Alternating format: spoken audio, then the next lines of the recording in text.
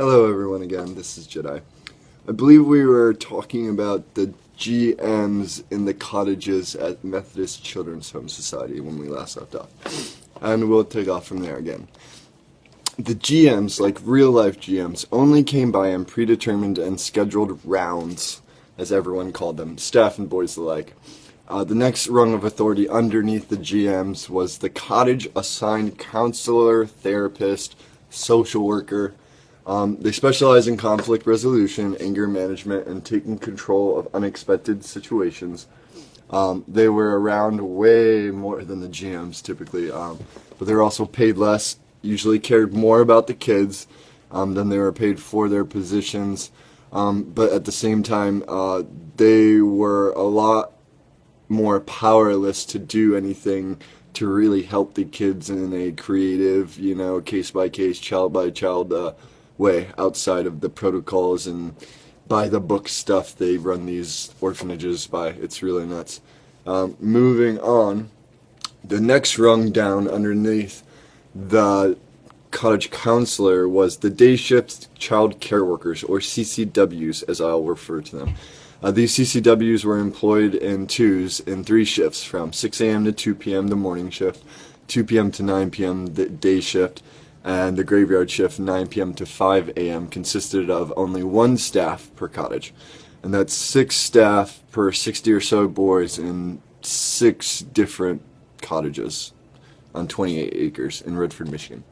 During my stay at Harrison Cottage, I faked my own emotional wholeness, etc., with such bravado and thespian-esque devotion to character. I was immediately reassigned to the more mature Ott Cottage next door. During my stay there, I would literally, just like I'll probably say later on that I was doing at St. Peter's Home for Boys, but I was doing the same thing because you can only take so much as a child in the orphan system at the mercy and the direction and decision making of people paid by the state that really don't care about your life or what you believe or what's hurting you on the inside. They just do all that external stuff, and it's never good. It's like communism, it's never good. Rawr. That being said, yes, I used to run away when I was done taking their BS and they didn't want to help me. I would just run away. It's open campus. I'd walk through the woods, go off, and go to the malls and shoplift. And I've shoplifted so many thousands of dollars worth of Pokemon cards, books, and little knickknacks. And I can never, never, never repay all that I've taken, I've done, or the deeds that are already done in the past. But I will own up to all my treachery, and I will grow in Christ till I am altogether unrecognizable from that wretch I once was when the world itself spit me out. I'm not a good thief, I'm not a good liar or a robber or a hater or an angry person. All those evil things, I don't make a very good one at all. Even now, my tenderness is like taking over.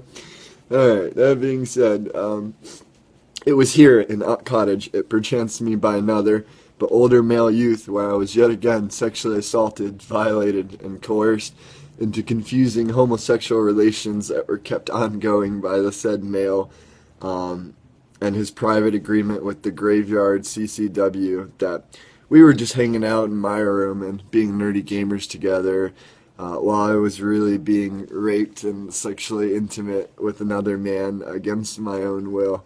I was around 11 years old when I was first molested by a family member by the dub name of Natasha, and then I recall being around 14 to 15 years old when this really smelly, obese African-American guy raped me and molested me while I was in this group home. One of the things the other kids, or just life in the system itself as a foster care child, will teach you is sometimes you need to fake the behavior and play the part and hook the lead role of the kind of boy they're asking you to be, only in order that you can change homes and possibilities/opportunities available to you based on said observed behavior. It was a dance. In lesser words, if we could pretend we weren't broken or hurting, and if we could play the role well enough, we were assigned to a more family-oriented home settings like a foster home with a few other kids and a real adult that wasn't a paid state worker. Anything better than a group home where they just stash you. It's you're stashed and you're not loved. You're not this. It's awful. Oh, any sense of who I was, who I wanted to be, somebody, why I was even alive anymore, and all of it was taken by force at the same time as my sexual purity and my childlike innocence were obliterated. Because of the assaults, the shame, the guilt, my own confusion, turmoil, etc., I immediately sought out and signed up for any and all extracurricular activities and groups, since I was already in the public school system, and that would grant me any portion of time away from my home of shame and sexual violation and being away from him. I was actively a member and a participant. Hold on as I drop the phone. In the following groups and high school clubs: junior high school wrestling, philosophy club, computer club. I love computers learning. I never learned how to type without looking, but I can type pretty good, like a chicken pecking with my hands. Yeah, that's just really funny. Let's do that. Yeah, that's what I do, but I'm really good. Tooting my own horn, forgive me. Oh, yeah. Alright. Science club, trivia team, debate team, JROTC even, the pickle suits. We were the Army colors, so I took care of my suit and did the little marching drill team and all that stuff, marksmanship, that was time. Diving club and more. I even made up lies about the diving club hours of operation, and so that I could leave the cottage at 5 a.m. when they get off their shift, and I would just leave as soon as before sunrise, just so I could get away. So it's pretty traumatic to go through those experiences, and I'm pretty grateful and pretty thankful that I've had all the love and the support and the friends that I've met throughout the years that have helped me walk to this level of recovery and forgiveness of the people who have hurt me and used me and yada yada. And I mean, they changed my life. Like, I really hate sex, and I have such a high sex drive because of all of it.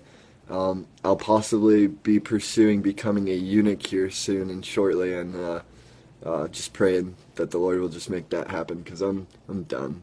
This body is gross. I'll use it until I get my next body, my last body, but I'm so sick with bodies and being used and abused, and I really want to make my life count for however long I have to stay in this nasty, dying, falling apart thing. Getting back to the story.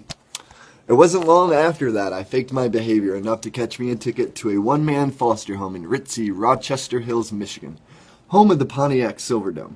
He was an older, devout Catholic Salvation Army Santa lookalike.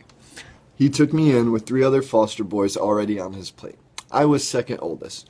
Me and the other 2 older boys couldn't relate to the youngest, so we just lived and acted as much as possible as if he didn't exist, to my own present remorse.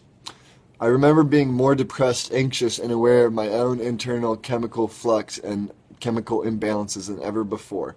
I was smoking pot and selling pot at the same time, as I was going to high school and working part-time in the restaurants. I was being sexually immoral with any girl or woman I could deceive or convince or manipulate into bed, or taking all of our clothes together. I was bleeding from my soul with blood gushing everywhere that seldom ever showed. I was 15 while staying here in the ritzy Rochester Hills. Me and one of my foster brothers had friends from high school that we did all kinds of awful things together. At least that was our own idea of friends to us at the time. We would walk ninja-like into the open garages of many, many neighboring families and rob them blind of any accessible alcohol, liquor, or small knickknacks we wanted. We'd go in teams to the local supermarkets, pharmacies, grocery stores, and shoplift any old thing we evilly desired. It was after one of these shopping trips, horrible person I used to be, I began what I refer to as my own personal experience with my own personal heroin.